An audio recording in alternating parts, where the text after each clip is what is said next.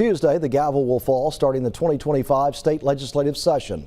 Joining us to talk about the issues impacting you at the top of the agenda, State Senator Joel Carter from Jackson. Thank you for joining us, Senator Carter.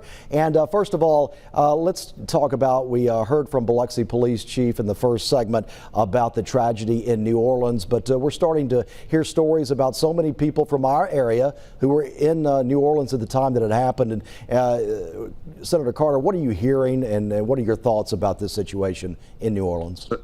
So I live with the Department of Public Safety Commissioner up here in Jackson, and I was privy to some very disturbing images. My heart goes out to all the victims and their families. It's hard to wrap your mind around someone would actually do something like that, and it has no place in this country. And our leadership in Washington, now's the time to step up. And we have got to close that border down. We have got to vet the people that are in this country.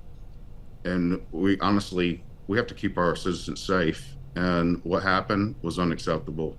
And people need to be held accountable. Okay, and I'm sure that will be something to talk about in the legislative session this year. All right, so the session is already here, getting started later this week. And at the top, it seems like at the top of everyone's mind is taxes. It's certainly what the governor would like to see done.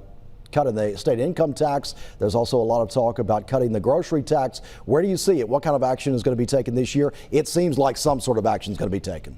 So I think you're going to see an attempt to cut the grocery tax. It's not going to be cut completely. I mean, we had all that COVID money that was a budget surplus for a while now, and at the end of the day, the grocery tax is a tax on the poorest people in our state, and income tax, that's a third of our budget. So that's not something that you can cut overnight. We have to have a plan in place. That's not something that can be handled in one session. Grocery tax is a different beast, but with cutting the grocery tax, you have to make the counties and cities whole as well. So we are in discussions. We're trying to figure out a way to eliminate it completely, but I think what you'll see is an attempt to at least reduce it this session. And there's enough momentum there. Yeah. At the end of the day, I mean, we are constitutionally responsible for balancing our budget every year. And it's not an option. We have to balance the budget. So we can't make drastic steps eliminating an income tax without cutting services, or, I mean, you've got to find a way to plug the holes in the budget. So the talks are ongoing. We're working on it. We're going to figure it out. And this year, the calendar is accelerated as opposed to last year, the first year for the legislature. How does that change what you do when you're having to get the bills through a little quicker this year? I think really at the end of the day, the conversation was started last year, but there was, like I told you, there was no plan in place. So it all sounds good to cut the income tax. I mean, we have states around us that don't have an income tax, but they have other taxes. So a tax swap is not something that the Senate is interested in. Ultimately, we've just got to find a way to make it more attractive for businesses to come to the state, which will lead me to another topic of discussion, which is energy and the way that, I mean, economic development and energy completely correlate with each other. If we can't produce the power, the companies are not going to come.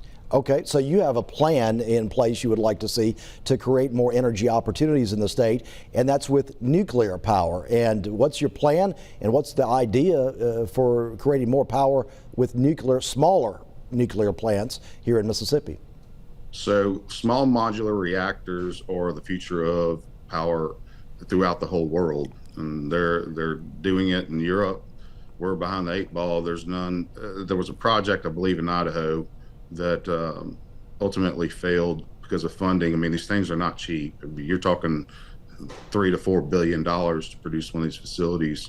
The great thing about them, though, is that a traditional nuclear site takes over 100 acres These guys, it's like 60 to 70 acres.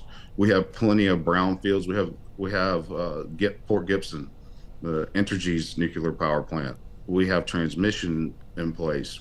We have the tools and we can make it happen. It all comes down to dollars and cents. Also, federal regulations have made it almost impossible for this stuff to happen. A company that I talked to, they've got $500 million invested already in just permitting. It can happen here in our state. We're a very rural state.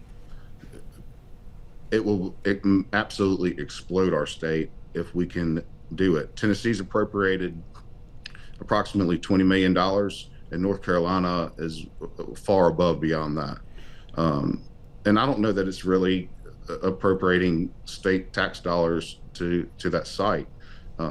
We have the ability to make it happen, and we just need to tell our story. Okay, so you did bring up a couple of obstacles there as far as making it happen. The first obstacle was regulations. The next is how are you going to pay for it, and how would you pay for it?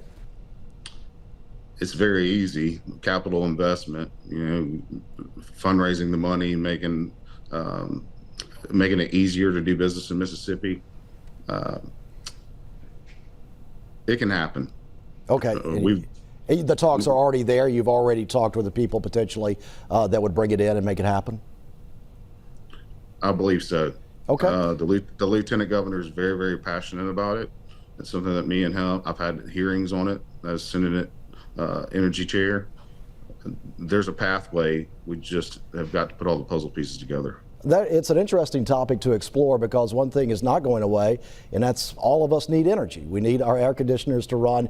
We need the lights on. So it is an interesting topic, and we'll be following that closely. I also wanted to bring up with you the auditor, Shad White. He was with us a couple of weeks ago, and he spotlighted government waste. He said he had identified $300 million in government waste. He said if you cut that out, you could give the teachers a big raise. Do you think that the legislature is going to take any action on what the state auditor potentially wanted? He got some pushback on it, though.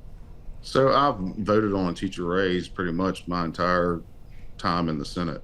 And I went into the Senate in 2018. We've continually given teachers a pay raise. I don't know necessarily that I think that you have to look at the whole picture overall and the way that we fund education, period.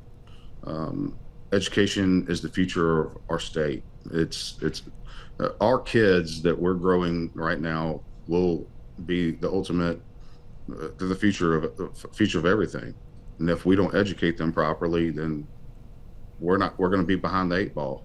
So it's something that we're very passionate about, something that we're looking at. I mean, you look at incoming President-elect Trump.